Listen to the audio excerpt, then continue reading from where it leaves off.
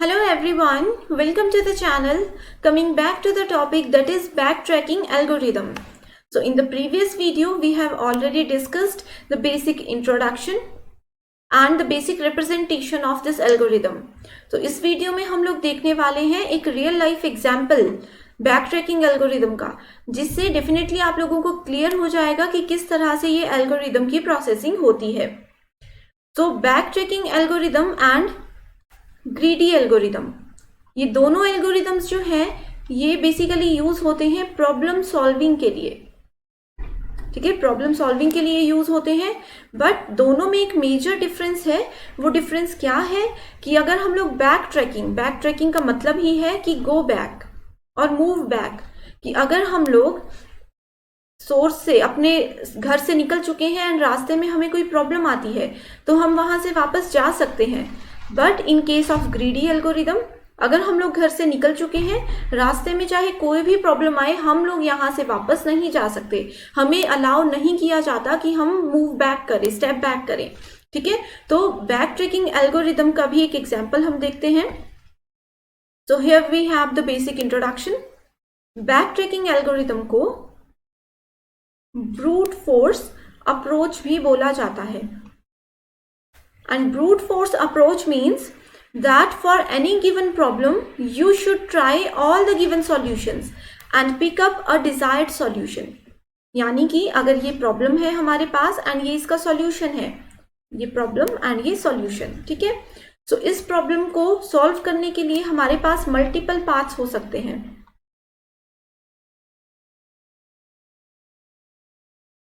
इस तरह से मल्टीपल पाथ्स हो सकते हैं. तो बैक ट्रैकिंग हमें परमिशन देता है कि हम लोग सभी सॉल्यूशंस को ट्राई कर सकते हैं एंड जो फिर लास्ट में हमें बेस्ट सॉल्यूशन लगेगा उसे हम अडॉप्ट करेंगे, बाकी सबको हम रिजेक्ट कर देंगे. ठीक है, लेकिन ग्रीडी एल्गोरिदम में ऐसा नहीं होता है. वहां पे हमने फर्स्ट स्टेप पे जो भी प्रोसेस, जो भी अप्रोच को पकड़ लिया, हमें सिर्फ उसी को फॉलो करना पड़ेगा, चाहे कैसे भी करें पर हमें उसी को फॉलो करना पड़ेगा. राइट. सो बैक ट्रैकिंग को हम लोग प्रॉब्लम सॉल्विंग स्ट्रेटेजी भी बोलते हैं.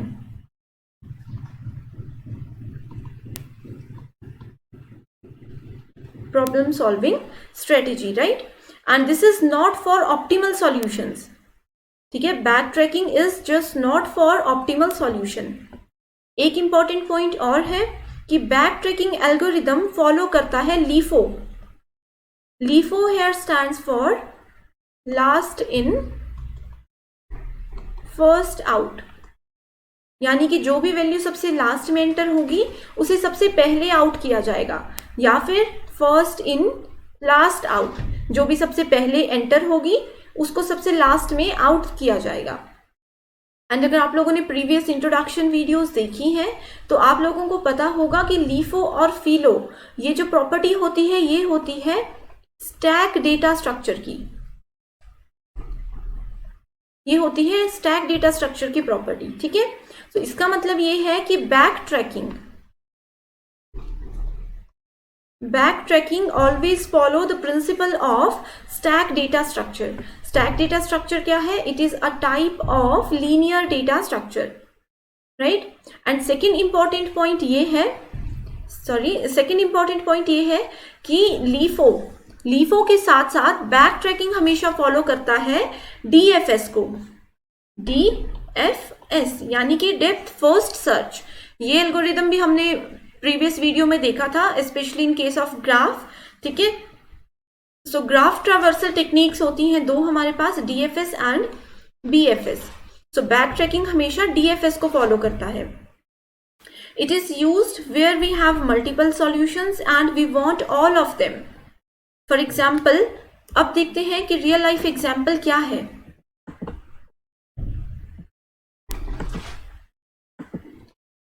तो सपोज हम लोगों ने परम्यूटेशन एंड कॉम्बिनेशन पढ़ा होगा. ठीक है, तो वहां पे क्या होता है कि 3 स्टूडेंट्स हैं, boy 1, boy 2 and third one is girl 3. ठीक है, और गर्ल 1. 3 स्टूडेंट्स हैं एंड 3 चेयर्स हैं हमारे पास, 1, 2 एंड 3. तो इन तीनों स्टूडेंट्स को इन तीनों चेयर्स पे बैठना है तो कितने वेज हो सकते हैं? तो अगर हम लोग सिंपल वे में कैलकुलेट करें तो वे हो सकते हैं 3 फैक्टोरियल, दैट इज 6. ठीक है, तो 6 नंबर ऑफ वेज हो सकते हैं कि ये तीनों स्टूडेंट्स तीनों चेयर्स पे बैठे। लेकिन अगर हम लोग बैक ट्रैकिंग की बात करें तो इसी मेथड को हम लोग ट्री की हेल्प से रिप्रेजेंट कर सकते हैं। तो इस एग्जाम्पल की हेल्प से आप लोग डेफिनेटली समझ जाओगे। So we will represent the solution in the form of state space tree. State space tree, this is very important statement. तो कहीं पे भी बैक ट्रैकिंग की अगर बात होती है, न्यूमेरिकल क्वेश्चन आप लोगों को पूछा जाता है कॉलेज लेवल पे, तो वहां पे हमेशा इसे स्टेट स्पेस ट्री की हेल्प से ही रिप्रेजेंट किया जाता है। तो सबसे पहले क्या हम लेकर चलते हैं कि ये है हमारे पास एक मेन रूट मानकर चलते हैं, ठीक है, या कोई भी कंडीशन है ये। तो सबसे पहला चांस क्या होगा कि पहली चेयर पे कौन बैठेगा? पहली चेयर पे बैठेगा बॉय 1। उसके बाद दूसरी चेयर पे कौन बैठेगा? दूसरी चेयर पे बैठेगा बॉय 2 एंड फिर तीसरी चेयर पे बैठेगी गर्ल 1। तो एक कंडीशन ये हो सकती है, इस तरह से हमने इन्हें फिल कर दिया, boy 1, boy 2 and then girl 1। ठीक है, दूसरी कंडीशन क्या हो सकती है? बैक ट्रैकिंग में अब हम लोग इस रूट से वापस जाएंगे। बैक ट्रैकिंग में अब ये एंड है हमारा, यहां से हम बैक ट्रैक करेंगे एंड इस नोड पे वापस जाएंगे। तो इस नोड पे वापस जाने के बाद हम क्या कर सकते हैं? B2 को देख सकते हैं। तो कोई और सॉल्यूशन नहीं है, सिर्फ 3 वैल्यूज ही हैं हमारे पास। तो हम लोग क्या करेंगे? हम लोग फिर से बैक ट्रैक करेंगे एंड B1 बॉय 1 पे आ जाएंगे। तो बॉय 1 के बाद हमारे पास दूसरा सॉल्यूशन क्या हो सकता है? वो ये हो सकता है कि अब सेकंड चेयर पे बैठेगी गर्ल एंड थर्ड चेयर पे बैठेगा सेकंड बॉय। तो ये कंडीशन हो सकती है, ठीक है। एंड अगर हम लोग नेक्स्ट कंडीशन की बात करें तो अगेन नेक्स्ट कंडीशन होगी हमारे पास, अगेन हम यहाँ पे विजिट करते करते बैक ट्रैक करते करते इधर पहुंच जाएंगे, ठीक है। बैक ट्रैक करेंगे, अब बॉय 1 तो जो है वो फर्स्ट चेयर पे बैठ गया। अब उसके बाद सेकंड पॉसिबल सॉल्यूशन हम लोग देखेंगे जिसमें फर्स्ट पोजीशन पे बैठेगा बॉय 2, उसके बाद बैठेगा बॉय 1 एंड देन गर्ल 1, ठीक है। अगेन गर्ल 1 के बाद हम लोग बैक ट्रैक कर सकते हैं B1 पे एंड अगेन B1 से बैक ट्रैक कर सकते हैं B2 पे, ठीक है। तो B2 से दूसरा रूट क्या हो सकता है कि पहले गर्ल बैठेगी एंड उसके बाद सेकंड बॉय यानी कि बॉय 1 बैठेगा, ठीक है। तो ये है हमारे पास सेकंड ऑप्टिमल सॉल्यूशन।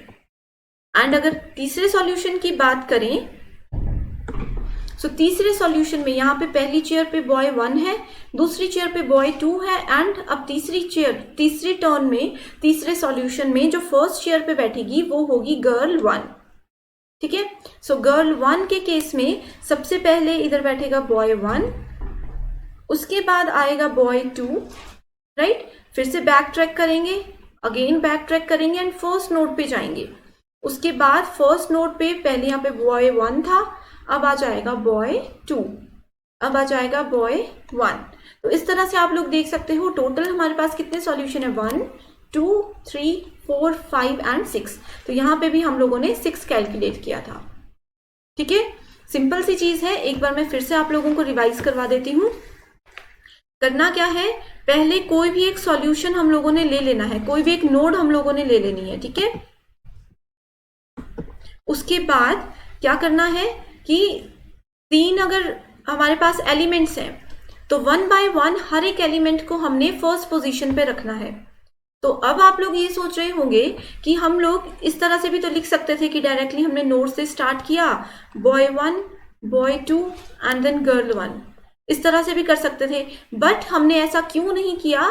क्योंकि इधर मैंने आप लोगों को बताया है कि बैक ट्रैकिंग हमेशा फॉलो करता है DFS, डेप्थ फर्स्ट सर्च। तो हमें हमेशा इस डायरेक्शन में ही मूव करना है। इसका जो नेक्स्ट एल्गोरिदम हम देखेंगे वो फॉलो करता है BFS, उसमें हम ये वाला प्रोसेस यूज कर सकते हैं, ठीक है। तो सो फिर डेप्थ वर्ड मोशन में चलने के लिए यहाँ पे पहले हम बॉय 1 को प्रायोरिटी देंगे, उसके बाद बॉय 2 को एंड देन गर्ल, ठीक है। फिर अब बॉय 1 को एज इट इज रहने देंगे, गर्ल एंड जो दूसरा वाला बॉय था इन दोनों की सीट्स को हम एक्सचेंज कर देंगे। तो सीट्स एक्सचेंज करने के बाद गर्ल 1 सेकंड पे आ गई एंड बॉय 2 थर्ड पे आ गया, ठीक है। इसको एज इट इज रहने दिया, इन दोनों को स्वैप कर दिया हमने। ठीक है। सिमिलरली हम क्या करेंगे, फिर ये फर्स्ट सेट हो गया हमारा कंप्लीट। उसके बाद हम मूव करेंगे सेकेंड सेट पे, जहां पे फर्स्ट चेयर पे बैठेगा boy two and then boy 1 and then girl 1। ठीक है, तो बॉय 2 को एज इट इज रहने देंगे, बॉय 1 एंड गर्ल 1 को हम लोग स्वैप करेंगे। तो इस तरह से सॉल्यूशन आ जाएगा। नेक्स्ट सॉल्यूशन में हम क्या करेंगे, गर्ल 1 को प्रायोरिटी देंगे, गर्ल 1 को प्रायोरिटी दी, उसके बाद बॉय 1 एंड देन बॉय 2, फिर बॉय 1 एंड बॉय 2 को स्वैप करेंगे एंड फर्स्ट नोड को एज इट इज रहने देंगे।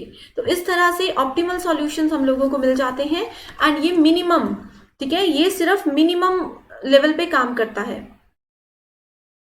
ये है एक रियल लाइफ एग्जाम्पल एंड आप लोगों को ये भी पता होना चाहिए कि जब भी हम लोग बैक ट्रैकिंग की बात करते हैं तो लास्ट जहां पे हम लोगों को सॉल्यूशन मिल गया उस एंड को बोला जाता है डेड एंड। इस एंड को बोला जाता है डेड एंड एंड इसे हमेशा रेड कलर से मार्क कर सकते हैं। ठीक है, यहाँ पे तो एग्जाम्पल के लिए मैंने G1 B1 लिखा हुआ है, अदरवाइज जैसे मैंने प्रीवियस इंट्रोडक्शन वीडियो में आपको बताया था उसी तरह से यहाँ पे भी आप लोग क्या कर सकते हो, इन्हें red, black, blue and Green Marc कर सकते हो। That's all for today. Thank you so much.